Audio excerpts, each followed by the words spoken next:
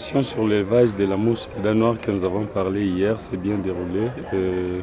Nous avons parlé des aspects, de différents avantages, son importance en fait, et les différentes techniques qu'on applique pour faire cet élevage. Alors là, nous avons dit aux participants que cet élevage est vraiment très avantageux, ou a vraiment une grande importance dans le sens que ça agit même dans l'environnement et aussi dans l'agronomie ou dans l'agriculture. Nous sommes très heureux d'avoir organisé cette formation pour les agripreneurs, les unités décentralisées pour les jeunes. Cette formation qui est financée par NORAD et via les projets Bibest ITA. C'est très important pour nous parce que la mouche soldat, comme vous savez, c'est une mouche qui devient de plus en plus populaire dans le monde. Et cette technologie, c'est une technologie qui est très importante pour nous parce que la mouche soldat est un partenaire efficace pour nous.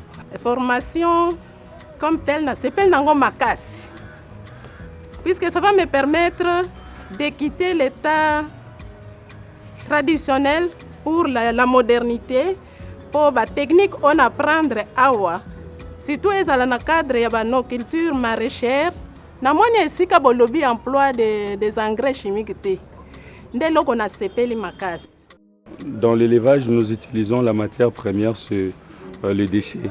Alors ces déchets-là, ça nous vient de partout. Ça nous aide à assainir notre environnement direct avec sa grande capacité à dégrader tout ce qui est matière organique. Ces déchets-là, nous on recycle, donc ça permet à ce que l'environnement soit propre, donc ça réduit la pollution. Donc vous voyez que c'est vraiment une technologie très importante et pour nous, en tant que partenaires, nous sommes des agronomes, donc c'est vraiment un bon partenaire pour nous. Et ce que nous voulons, ce que nous poursuivons derrière cette formation, c'est que les jeunes gens qui peuvent lancer des entreprises demain, les agriculteurs qui rencontrent des difficultés puissent trouver des solutions à travers l'utilisation ou l'élevage de la mouche soldat noire. Et ça, c'est très capital pour nous. Et nous avons dit qu'il y a des aspects, il y a environnement, nous prenons le déchet, nous recyclons et après le recyclage des déchets, nous avons les larves nous donnons aux animaux. Les animaux tels que les volailles, il y a les porcs, il y a les poissons et ils vont bien se développer à partir de nutriments qui est dans ces larves-là. Et les humains peuvent prendre les animaux et consommer. Les résidus qui restent là, on peut l'utiliser aussi dans l'agriculture, c'est-à-dire on peut donner aux maraîchers ou soit les gens qui font les champs, ils peuvent aussi l'utiliser comme fertilisant, comme engrais organique pour les différentes cultures. La mouche soldat, en tant que partenaire, nous aide à booster l'élevage des animaux domestiques. Vous savez que le gros problème dans l'élevage des animaux domestiques, c'est l'alimentation. Et cet aliment qui coûte généralement cher à cause des sources de protéines qui sont très chères. Et avec la mouche soldat, on arrive à produire des larves qui peuvent remplacer les ingrédients protéiques qui sont les plus coûteux. Comme un agri-entrepreneur, on avait un souci de coût au niveau de l'alimentation. On a compris que les ingrédients que nous utilisions, en grande partie, étaient importés. Mais cette fois-ci, je veux de moi-même arriver à acquérir ou à monter ou à mettre une chaîne de valeur sur le produit que je produirai seul. Donc c'est vraiment pour moi comme agri-entrepreneur, c'est vraiment le bouffée économique qu'ils nous ont donné.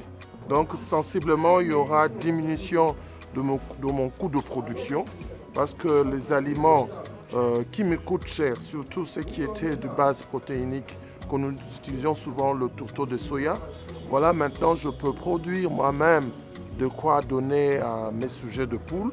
Donc il y aura vraiment de l'impact économique dans ça.